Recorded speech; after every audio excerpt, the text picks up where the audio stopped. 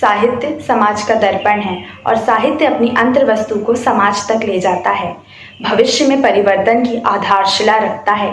कितने आंदोलनों व क्रांतियों की गति तेज की है कवियों की लेखनी ने। कभी यही लेखनी मन का नाता आनंद से जोड़ती है तो कभी खुद में इतिहास समा लेती है। लेखनी की यह ताकत जब गीतों और कविताओं में उतरती है तो रचनात्मकता, सृजनात्मकता और रोचकता का नया आयाम गढ़ती है। आज हिंदी दिवस के इस अवसर पर हम जेवीए के छात्र आज के बाल कवि सम्मेलन में आपका स्वागत करते हैं। तो आइए अब गाहन करते हैं काव्य सरिता में और आमंत्रित करते हैं हमारे पहले कवि मृगेंद्र को काव्य पाठ हेतु। आप सभी को सादर प्रणाम। मैं मृगेंद्र राज पांडे हमारे देश की आज़ादी के पश्चात के हालातों को बयां करते हुए अपनी एक छोटी सी रचना आप सभी के समक्ष प्रस्तुत करने जा रहा हूं। तो प्रस्तुत है मेरी रचना। वर्षों के बलिदान से गोरे तो चले गए, वर्षों के बलिदान से गोरे तो चले गए, किंतु कालों के काले कारनामों से देशवासी आज पस्त है। बिकता बचपन, लुटती अस्मत, रक्षक ही भक्षक बन बैठे हैं और जिनको सौंपी बागडोर की वे अपने में मस्त हैं। कैसे मिली आजादी, कैसे मिली आजादी, इसको आज हम भूल रहे हैं। क्षणिक स्वार्चित अपने ही सुख के झूले में हम झूल रहे हैं। गांधी गौतम कबीर, गांधी गौतम कबीर ये तो हमारे लिए मात्र अक्षर हो गए हैं। हम तो आगे बढ़ रहे हैं किंतु देश पीछे जा रहा है, क्योंकि अब हम साक्षर हो गए हैं। लोकतंत्र के स्तंभों पर ही गढ़ा देश का ढांचा है, संविधान की बुनियादों पर चढ़ा देश का ढांचा है और निजता एवं समानता की आजादी सबने पाई है। निजता एवं समानता की आजादी सबने पाई है। चौथे खंभे प्रेस में दिखती पूरी सच्चाई है। सत्ताधारी बनने की ताकत है जन जन के हाथ में, किंतु स्वहित तज लेकर सभी को चलना पड़ता है साथ में। और आजादी की कीमत पाने का पूरा प्रयास है, आजादी की कीमत पाने का पूरा प्रयास है। भले अभी हम काफी पीछे, लेकिन पूरी आस है, लेकिन पूरी आस है। बहुत बहुत धन्यवाद। कभी धरती कभी आसमान है पिता, मेरा अभिमान मेरा स्वाभिमान है पिता। पिता के प्रति ऐसे ही भावों से भरी अपनी स्वरचित कविता लेकर आ रहे हैं हमारे बीच हमारे अगले कवि लक्ष्य टेक चंदानी।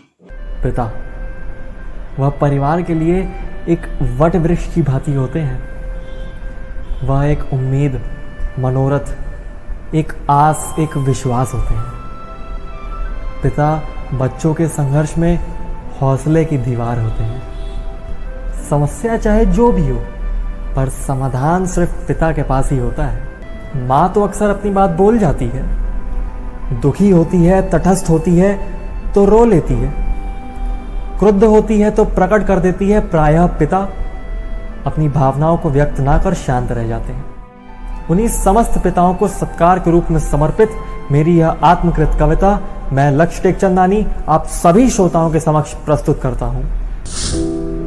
मेरे पिता कारण है मेरी हर कविता, मेरे हर विचार का। वह आधार है तबला वादक सी मेरी पहचान का। पिता तर्क है मेरे हृदय में उत्पन्न होते हर सुविचार का। कर्तव्य है अब मेरा कि मैं वजह बनूं उनके सम्मान का। मेरी हर नाकाम कोशिश को एक नई दिशा दिखाते हैं।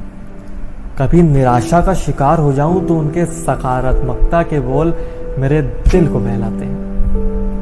यही तो मेरे पिता कहलाते हैं। पिता की उंगली थाम के चल तो हर राह आसान है। पिता का साया सर पर हो तो कदमों में आकाश है।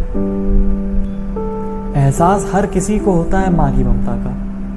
एहसास हर किसी को होता है माँ की ममता का, मगर महत्व समझना जरूरी है पिता की क्षमता का। आज यदि मेरे पास थोड़ी सी भी संगीत की अमीरी और ज्ञान की शोहरत है, वो मेरी पिता की बदौलत है। माँ की ममता छलक छलक कर सबको ही दिख जाती है। माँ की ममता छलक छलक कर सबको ही दिख जाती है, प्यार पिता का होता है गूंगा दुनिया समझ ही नहीं पाती है। पापा एक स्तंभ हुआ, एक विश्वास हुआ, आपसे है अस्तित्व मेरा पिता या नाम हुआ। याद रखना हमेशा, वह पेड़ बूढ़ा सही पर तेरी बगिया की शान है। आंधियों से कैसे लड़ना है उसे सब भान है। तू आज एक अलग पौधा बनकर खड़ा तो है, पर तू बीज उसी का है, उसी से तेरी पहचान है। यकीनन पिता लोरी नहीं सुनाते, माँ की तरह आंसू नहीं बहाते, मगर दिन भर की थकान के बावजूद रात का पहरा बन जाते हैं। पिता घर की छांव माँ का श्रृंगार होता है। अपने बच्चों के लिए वह हर पल नए सपने संजोता है। ना एक पल भी उसको यह एहसास होता है हमारी ख्वाहिशों के लिए वो कितने सपनों को खोता है। कर सको तो महसूस करो, सपने तो हमारे हैं पर उन्हें पूरा करने का रास्ता बताए जा रहे हैं पिता। माँ की महिमा सब ही बताते, मैं बतलाऊं क्या है पिता। हमारी अगली प्रस्तुति दिव्यांशी के द्वारा, जिसमें सन 57 की धमक और नारी शक्ति की चमक है। जला शुष्क सी धरती पर मानवता जब कुमलाती है, जब घटा टोप अंधियारों में स्वातंत्र खड़ी कुलाती है, जब नागफनी को पारिजात के सदृश बताया जाता है, जब मानव को दानव होने का बोध कराया जाता है, जब सिंहनाद की जगह श्रृगालों की आवाजें आती है, हाँ जब सिंहनाद की जगह श्रृगालों की आवाजें आती है, जब कौओं के आदेशों पर कोयले बाध होकर गाती है, जब अनाचार की परछाई सुविचार घटाने लगती है, जब कायरता बनकर मिसाल मन को तड़पाने लगती है, तब धर्म युद्ध के लिए हमेशा शस्त्र उठाना पड़ता है। तब धर्म युद्ध के लिए हमेशा शस्त्र उठाना पड़ता है। देवी हो अथवा देव रूप धरती पर आना पड़ता है। हर कोना भरा वीरता से इस भारत की अंगनाई का, हाँ हर कोना भरा वीरता से इस भारत की अंगनाई का, बलिदान रहेगा सदा अमर मर्दानी लक्ष्मीबाई का, बलिदान रहेगा सदा अमर मर्दानी लक्ष्मीबाई का।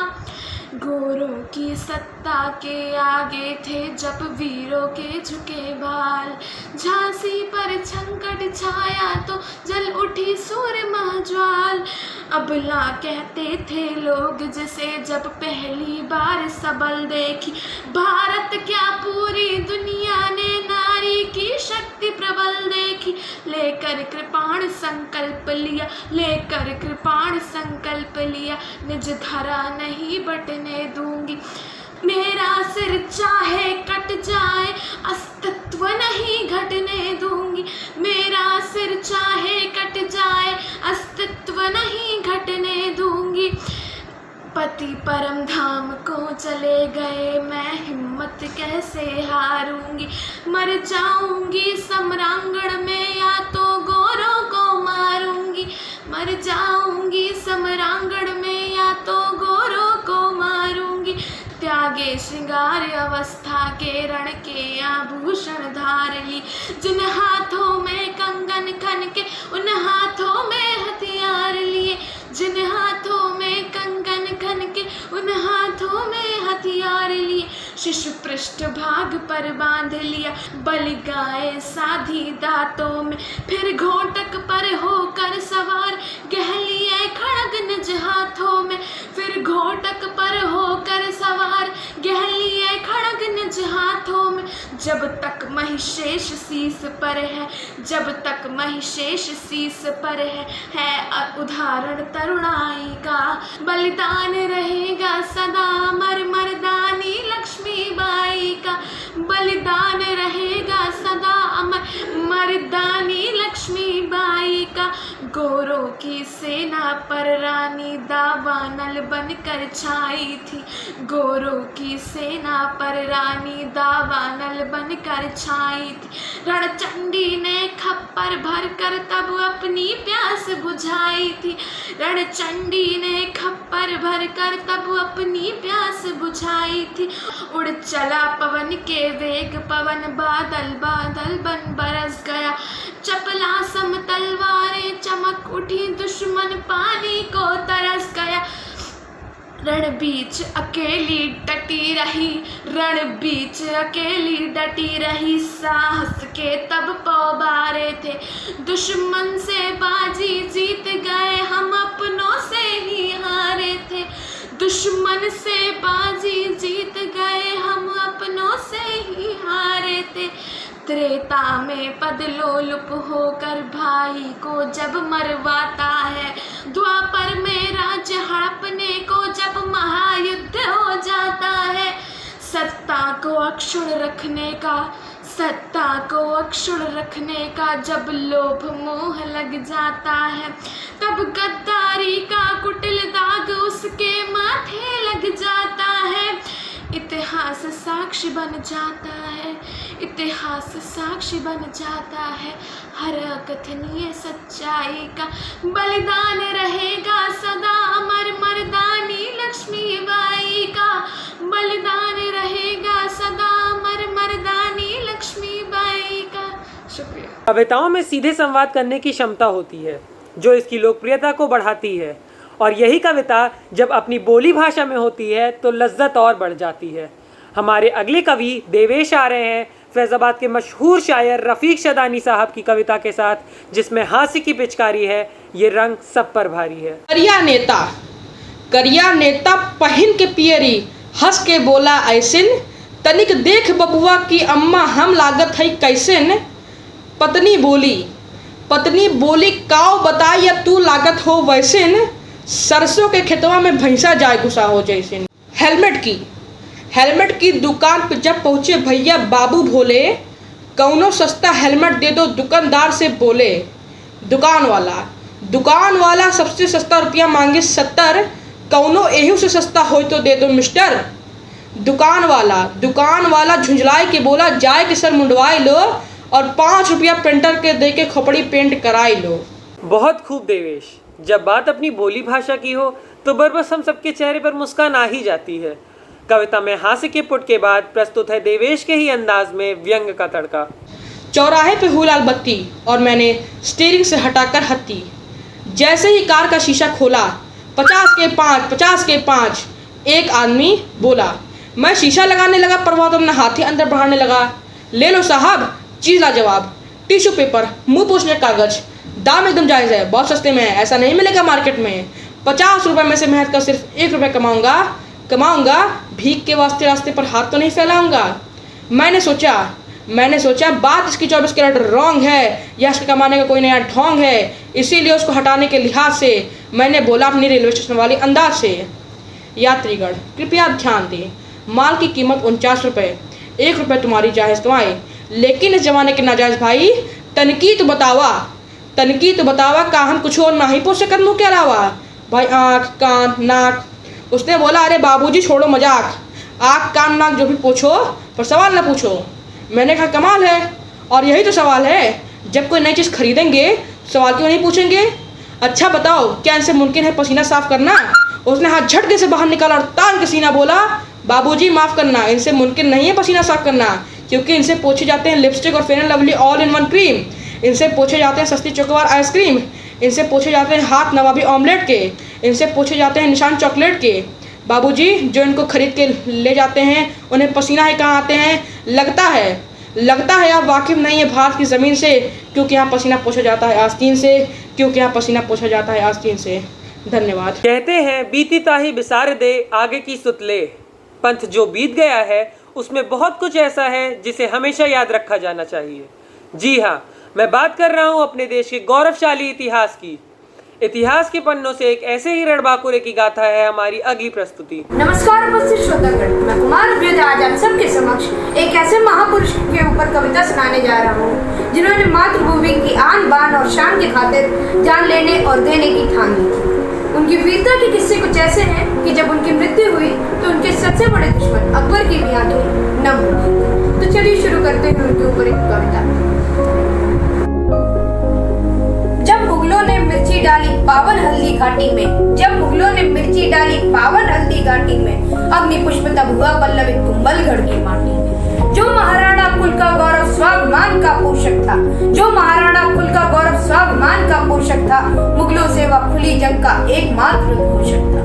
अकबर का 28 रों का साहस के बलबूते से, अकबर का 28 रों का साहस के बलबूते से समझौते को ठोकर मारी जिसने अपने जूते से, समझौते को ठोकर मारी जिसने अपने जूते से।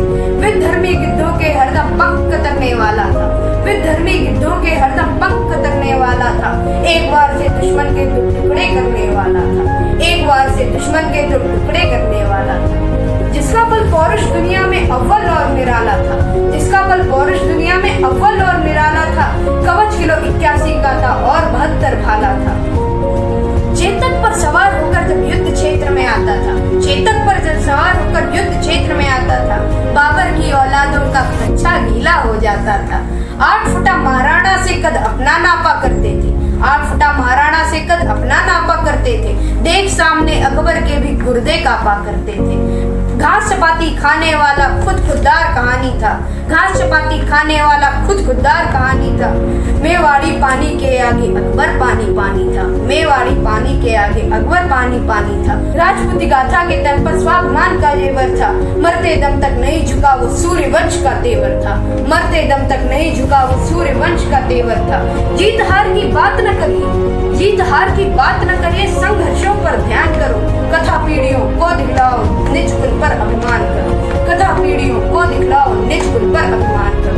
गिरा जहाँ पर रक्त वहाँ का पत्थर पत्थर जिंदा है, गिरा जहाँ पर रक्त वहाँ का पत्थर पत्थर जिंदा है। जिसमें नहीं है मगर नाम का अक्षर अक्षर जिंदा है, जिसमें नहीं है मगर नाम का अक्षर अक्षर जिंदा है। जीवन में यह अमर कहानी अक्षर अक्षर कर लेना, जीवन में यह अमर कहानी अक्षर अक्षर कर लेना। शौर्य कभी सो जाए तो राणा प्रताप को पढ़ लेना, शौर्य कभी सो जाए तो राणा प्रताप को पढ़ लेना। धन्यवाद। भारत माता की जय। माँ से बढ़कर इस दुनिया में मेरा कोई भगवान नहीं, चुका पाऊंगा ना उनका कर्ज, इतना मैं धनवान नहीं। हमारी अगली कविता माँ के ऊपर आधारित है। अपनी स्वरचित कविता के साथ प्रस्तुत हैं अनुश्री। सुप्रभात प्रिय दर्शकों, आज मैं अनुश्री कक्षा 9 दा की छात्रा हिंदी सप्ताह के अंतर्गत आप सबके समक्ष एक कविता प्रस्तुत करने जा रही हूँ, जिसका शीर्षक है मेरी प्यारी माँ। माँ तुम ही हो आधार हमारा, ईश्वर से है यही प्रार्थना, जीवन भर हो साथ तुम्हारा, माँ तुम ही हो आधार हमारा। प्यार मिला करके भोजन में हमको रोज खिलाती माँ, फिर मीठी सी लोरी गा के स्नेह से हमें सुलाती माँ। सारे घर को सजा संवार यूं गृह लक्ष्मी बन मुस्काती, तुमसे है संसार हमारा, माँ तुम ही हो आधार हमारा। जीवन के इस कठिन मार्ग पर कभी गुरु तुम कभी सहेली, कभी लगूं तेरी परछाई, कभी करो तुम हंसी ठिठोली। दृढ़ निश्चय स्वाभिमान और साहस सारा है या ज्ञान तुम्हारा, माँ तुम ही हो आधार हमारा, माँ तुम ही हो आधार हमारा। घर के रिश्ते नाते मैंने कितनी बार टूटते देखे, तुरपाई कर देती हो तुम माफी वाले धागे लेके। कभी अनुभव का भंडार तुम, कभी लगो तुम बचपन प्यारा, माँ तुम ही हो आधार हमारा। जीवन के इस महायज्ञ में तुमने दी है आहुतियाँ, अपने स्वप्न तिरोहित करके बांटी हमको है खुशियाँ। स्वप्न तेरे साकार करे माँ, जीवन का यह लक्ष्य हमारा, माँ तुम ही हो आधार हमारा। उज्जवल रहे सदा ही तुमसे प्यारा सा परिवार हमारा, माँ तुम ही हो आधार हमारा, माँ तुम ही हो आधार हमारा। इस देश को तुम क्या बांटोगे, सबका ही खून तो शामिल है। ये देश मेरी चाहत, ये देश मेरी मंजिल है। यहाँ तो राम प्रसाद भी बिस्मिल है। हम बात कर रहे हैं महान क्रांतिकारी राम प्रसाद बिस्मिल जी की, जिनकी सरफरोशी की तमन्ना अब हमारे दिल में है से हम सभी वाकिफ़ हैं। उनके देश प्रेम और जुनून को दर्शाती उन्हीं की चंद पंक्तियां लेकर आ रही हैं अरुणिमा जी। न चाहूं मान दुनिया में, न चाहूं स्वर्ग पे जाना, मुझे वर दे यही माता, रहूं भारत पे दीवाना। करूं मैं कौम की सेवा, पड़े चाहे करोड़ों दुख, अगर फिर जन्म लूं आकर तो भारत में ही को आना। अगर फिर जन्म लूं आकर तो भारत में ही को आना। कि लगा रहे प्रेम हिंदी में, पढ़ूं हिंदी लिखूं हिंदी, चलन हिंदी चलूं हिंदी, पहनना ओढ़ना खाना। भवन में रोशनी मेरे रहे हिंदी चिरागों की, स्वदेशी ही रहे बाजा बजाना राग का गाना। स्वदेशी ही रहे बाजा बजाना राग का गाना। लगे इस देश के ही अर्थ मेरे धर्म विद्याधन, करूं मैं प्राण तक अर्पण, यही प्रण सत्य है थाना। नहीं कुछ गैर मुमकिन है, जो चाहो दिल से बिस्मिल तुम, उठा लो देश हाथों पर, न समझो अपना बेगाना। उठा लो देश हाथों पर, न समझो अपना बेगाना। हमने कविता की सरिता में अवगाहन किया। आशा है आप सभी को यह प्रस्तुतियाँ पसंद आई होंगी। हिंदी सप्ताह की इस समापन बेला पर मैं निहारिका सिंह आप सभी का हृदय से आभार व्यक्त करना चाहती हूँ। मेरा आभार है उन सभी प्रतिभागियों के प्रति जिन्होंने कार्यक्रमों में भाग लेकर प्रभावी ढंग से प्रस्तुति दी। कार्यक्रम सफलता व मार्गदर्शन के लिए विद्यालय प्रबंध तंत्र, हिंदी विभाग, कला विभाग, संगीत विभाग, कंप्यूटर विभाग, मीडिया लैब व समस्त गुरुजनों को मेरा हृदय से धन्यवाद। एक बार पुनः आप सभी को हार्दिक शुभकामनाएं।